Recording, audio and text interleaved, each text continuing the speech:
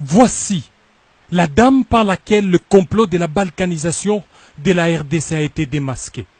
Il s'agit de Béatrice Safari, épouse de Roukoumera, coordonnateur du M23 chargé de la mise en œuvre de la déclaration de Nairobi. Tout est parti d'une simple et banale fouille, qui d'ailleurs est de routine le 18 avril 2018 à 13 h, à la barrière entre la RDC et le Rwanda, plus précisément à Goma. Quelle ne fut pas la surprise de découvrir sur elle ces documents très sensibles. On y voit un mouvement intitulé Front pour la restauration du Congo, FRC en cycle. Et ce qui est troublant, c'est que ce front est en connivence avec les M23 et le RASOP de Moïse Katumbi Chapwe et d'autres structures avec des objectifs bien définis et des répartitions des responsabilités une fois que leur forfait sera commis. Entendez par forfait accéder au pouvoir par des voies illégales et illicites. L'arrestation de cette dame n'est pas anodine.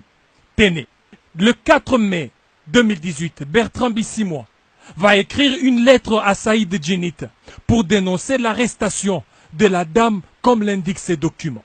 Alors, que contient ces documents mystères? En le feuilletant, l'on se rend compte que ce document est composé de deux grandes structures politiques et militaires. Le RASOP de Katumbi Chapwe et les ex-M23.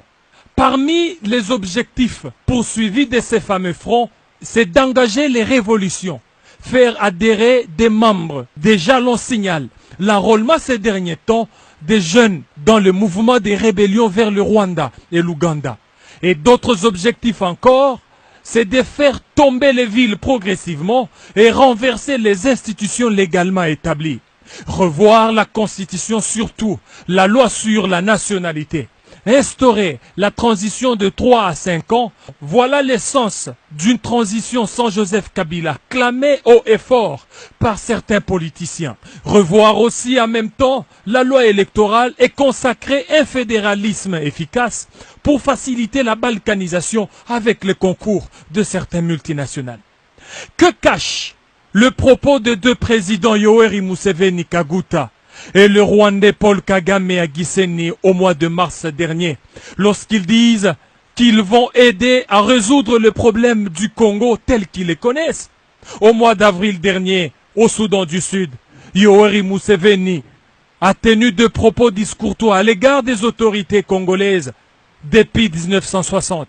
L'autre fait important, c'est la très active participation de Moïse Katumbi Chapwe à la cérémonie de Mo Ibrahim, qui a été très mal perçue dans l'opinion congolaise.